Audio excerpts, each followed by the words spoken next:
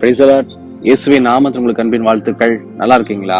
இந்த நாளிலும் கூட பாருங்க, ஒரு சின்ன வார்த்தையோடும் சந்திக்க வந்திருக்கிறேன். சங்கீதங்களின் புஸ்தகம் 37ஆம் அதிகாரத்துல 23ஆம் வசனத்தை சொல்லுகிறது கவனித்து பாருங்க. நல்ல மனுஷனுடைய நடைகள் கர்த்தரால் உறுதிப்படும், அவனுடைய வழியின் மேல் அவர் பிரியமாயிருக்கிறார். அப்போ நல்ல மனுஷன் யார்? நல்ல மனுஷன் வசனத்தின்படி வாழுகிறவனை குறித்து கர்த்தர் சொல்லுகிறார் நல்ல மனுஷன் என்று சொல்லி. வேற யாரும் அல்ல. நல்ல மனுஷனோட நீங்க வித்தியாசமா நினைச்சுக்காதீங்க. வேத வசனம் என்ன சொல்லுகிறது, அந்த வசனத்துக்குள்ள என்னதான் இருக்குன்னு சொல்லி படிச்சு பாருங்களேன். ஒரு சில பேருக்கு வசனத்தை வாசி அப்படின்னாலே அப்படி கோபம் பயங்கரமா வருது.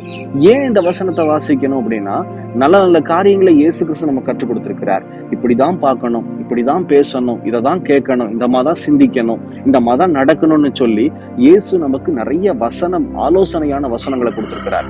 ரெண்டாவது, இயேசு கிறிஸ்துவே 4 அதிகாரத்துல, அதாவது மத்தேயு, மார்க்கு, லூக்கா, யோவான் 4 அதிகாரத்துல ஒரு மாதிரியாய் நமக்கு வாழ்ந்து காமித்திருக்கிறார். அப்படி இருக்கும்போது இத்தனை சாட்சிகள் நமக்கு நிரம்பி இந்த பைபிள்ல இருக்குது. அதனால நான் சொல்றேன், நல்ல மனுஷனுடைய நடைகள் எங்க உறுதிப்படும்னா, வேத வசனத்தை வாசிக்கும் போது, வசனத்தின்படி நம்முடைய வாழ்க்கையை அமைத்துக் கொள்ளும் போதுதான் நல்ல மனுஷனாய் நாம் மாறுவோம். கர்த்தரால அது உறுதிப்படக்கூடிய வாழ்க்கையா இருக்கும். அது மாத்திரமல்ல, அப்படிப்பட்ட மனுஷன் மேல ஆண்டவர் சொல்றார், நான் பிரியமா இருக்கிறேன்.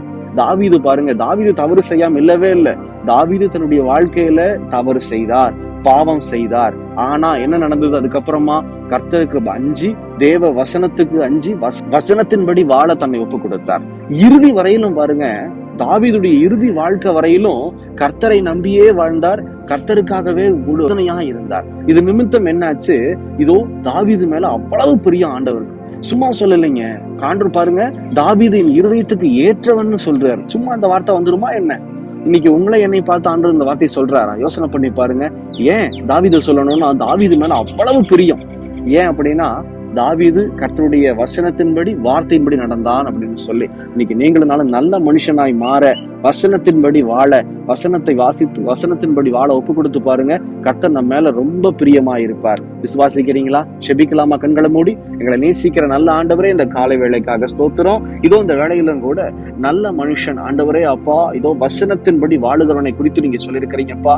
தாவீதை போல, இதோ யோசேப்பை போல உம்முடைய வார்த்தைக்கு அஞ்சி, உம்முடைய வார்த்தையின்படி நடக்க எங்களை அர்ப்பணிக்கிறோம் ஆண்டவரே. தொடர்ந்து வசனத்தின்படி நடக்கும் போது கர்த்தர் எங்க மேல பிரியமா இருந்து ஆசீர்வதிப்பீராக, கூட இருப்பீராக, பலப்படுத்துவீராக. தொடர்ந்து ஆசீர்வதியும் இயேசுவின் நாமத்தில் பிதாவே. ஆமேன், ஆமேன். தொடர்ந்து ஜெபம் பண்ணுங்க, எங்களுக்காகவும் ஜெபித்துக் கொள்ளுங்கள். கர்த்தர் உங்களை ஆசீர்வதிப்பாராக. God bless you.